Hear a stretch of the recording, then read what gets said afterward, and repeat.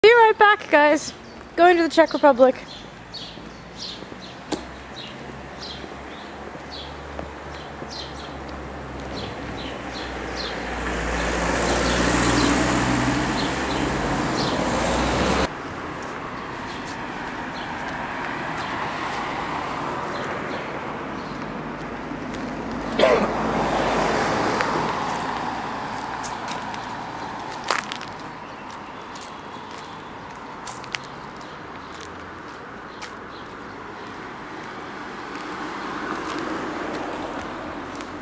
And so we're assuming that that was part of the old checkpoint.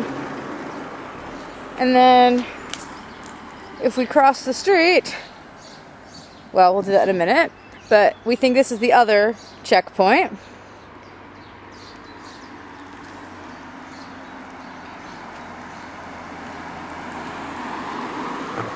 Oh, hey, look. Leaving the Czech Republic.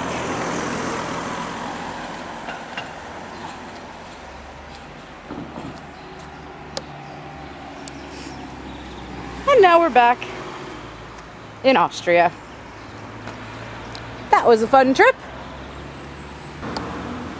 So last night, when we were having drinks with our host, or our landlord for the next week, he was telling the story of growing up in Gmünd as a little boy in Austria.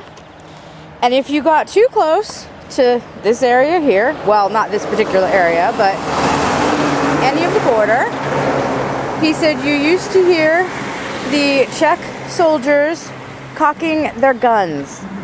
And every once in a while, he said, you would also hear gunfire, because this was where the Iron Curtain began in this part of the world. From what did he say? It was 1980. Did he say it was 1984? 85? 89 was 89. when the wall started coming Okay. down. So yeah, but when did he say? When did he say he was a little boy? Was that But it would have been before that. in the I mean, 70s? Yeah. Yeah. Because this was only a border. Oh, there's Tim. Yeah, this was only a border since the end of the First World War. Because prior to that, that was Austria, the capital, the main province of the Austro-Hungarian Empire. Yep. This was the province of Bohemia, still in the Austro-Hungarian Empire. As in, is this the real life or is this just fantasy? Yeah, pretty much.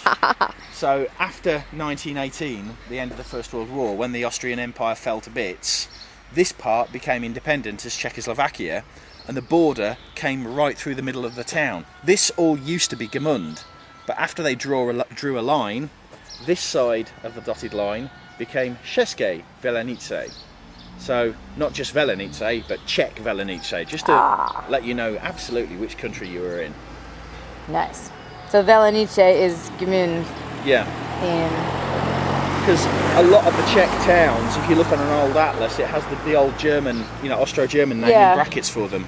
So like České Budějovice used to be called Budweis.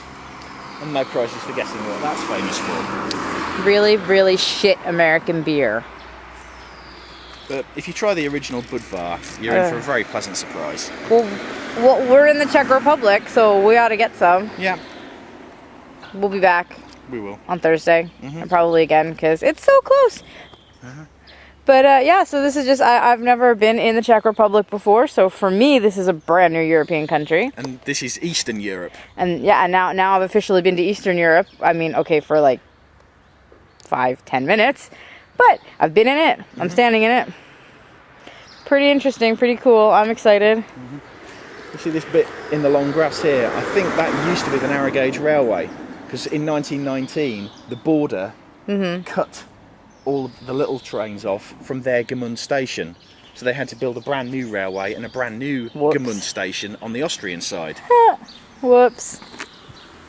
So look at that, kids. You get a history lesson from Tim too. With every ridiculous vlog I make for my blog, you get a free history lesson. We return across the road and go back to Austria.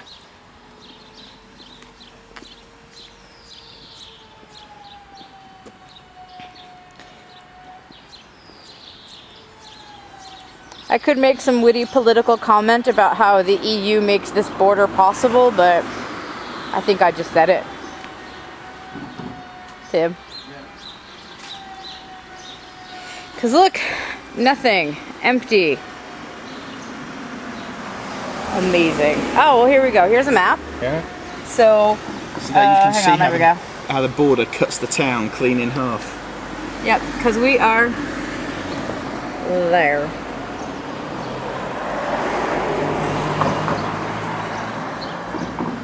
So that is pretty cool. And then at some point we will be up here because we are going to go into the Czech Republic and ride a train, as you do. But today we are riding. That's also where we're staying. Yeah, this is where we're staying. So as you can see, we're staying in Waldviertelbahn, and as you can see, the border is really, really close, and that is exactly what our host, landlord, whatever you want to call him, was telling us about, being, you know, that close to the border. So some really interesting stuff around here. Right, I'm gonna go take some pictures now and be silly, and then we're gonna go and catch a train. Bye everyone.